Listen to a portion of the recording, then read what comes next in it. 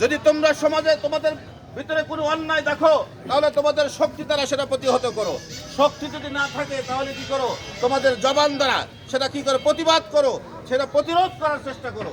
তো আল্লাহ পাক আমাদের জবান দিয়েছে, এই জবান থেকে আমরা এই বাংলার জমিন থেকে ওই ইহুদিবাদ, ওই কি ইসরায়েল সরকারকে আমরা ধিক্কার জানাই। আমরা তাকে কি করছি, আমরা প্রত্যাখ্যান করছি, তারপর আমরা কি ধিক্কার জানাচ্ছি। আর আমাদের মুসলমান ভাইরা যারা শহীদ হয়েছে তাদের আমরা সমবেদনা জ্ঞাপন করছি। আল্লাহ পাক ওদেরকে যেন জান্নাতুল ফেরদাউস নসিব করে। আমিন। প্রিয় মুসলিম ভাইরা, আজকে আমরা বাংলাদেশে মনে করছি আমরা নিরাপদে আছি, না, আমরাও নিরাপদে থাকবো না। এইভাবে ওরা একের পর এক মুসলিম দেশগুলো কি করছে, শেষ করছে। অচিরেই আমাদের দেশের উপর ওদের কি শকুনি নজর আসবে। তাই এখন এখান থেকে আমাদের সোচ্চার হতে হবে, আমাদের সজাগ হতে হবে। আল্লাহ রাসূল বলছেন, আল জান্নাতু তাহতা কি জিলালিস সুয়ুফ, তরবারির ছায়ার নিচেই জান্নাত। যে ব্যক্তি জিহাদ করার অন্তরের ভিতরে প্রেরণা নাই, জিহাদের মন মানসিকতা নাই, আল্লাহ রাসূল বলছেন তার মরণটা হবে ইহুদি নাসারাদের মতো, বেঈমান হয়ে তার মৃত্যুবরণ করবে। তো আমরা এখান থেকে আমাদের ঈমানের তাগিদে আমাদের দিলের আকুতিগুলো আরশের মালিকের কাছে জানাই দিচ্ছি যে আল্লাহ আমাদের এই জবানের আওয়াজটুকু বোমার আকৃতি করে ওই জালেমদেরকে নিষ্পৃত করে। সকলে আমিন। তো সকলেই যার যার জায়গা থেকে দোয়া করবেন, আল্লাহ যেন হেফাজত করবেন। প্রিয় মুসলিম মিল্লাত, আসলে আমাদের এই ইসরায়েলি ইতিহাসটা সংক্ষিপ্ত কিছু জানা প্রয়োজন। খুব সংক্ষিপ্ত বলছি। এই স্লোগান, আজকের যে মিছিলটা কোনো দলের মিছিল ছিল না, আম জনতার মিছিল। এই ধিক্কার জানানোর জন্য যে ইসরায়েল যেভাবে নিরীহ জনতাকে ফিলিস্তিনি মাটির সঙ্গে মিশিয়ে দিচ্ছে, এই ইসরায়েলের সৃষ্টি হলো কবে? এই ইসরায়েল দ্বিতীয়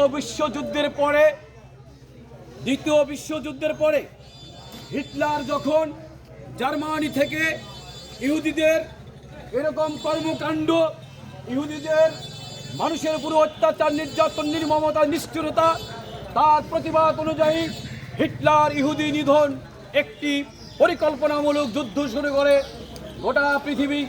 তখন হিটলারকে বয়কট করলো, কিন্তু ইহুদিদের সাথে যুদ্ধ করে ইহুদিদেরকে জার্মান থেকে উদ্বাস্ত করে দিয়েছিল হিটলার।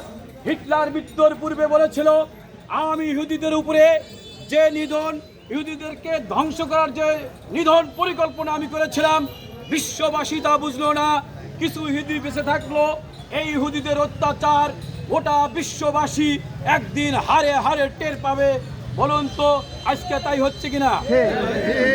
যখন জার্মানি থেকে ইহুদিরা উদ্বাস্ত হয়ে গেল, দ্বিতীয় বিশ্বযুদ্ধের পরে হিটলারের পরাজয় হলো। হওয়ার পরে এই উদ্বাস্ত ইহুদিরা বিশ্বের বিভিন্ন জায়গায় তারা ঘোরাঘুরি করলো।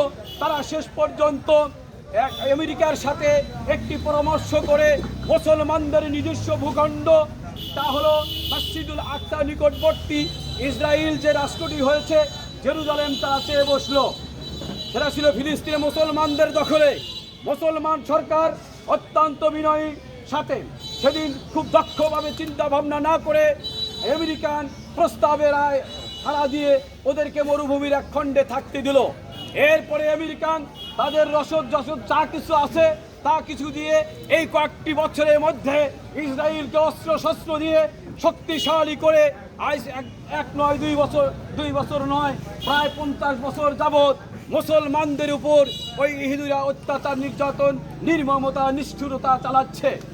সংগ্রামী সাথী বন্ধুগণ, প্রিয় তৌহিদি মুসলিম জনতা, আজকে মুসলমান ফিলিস্তিনিদের উপর যে অত্যাচার, যে নির্যাতন, যে নির্মমতা, যেভাবে হত্যা করা হচ্ছে, এই দৃশ্য দেখে অবশ্যই প্রত্যেকটি মুসলমানের হৃদয়ে রক্তক্ষরণ হওয়ার প্রয়োজন আছে কিনা বলেন?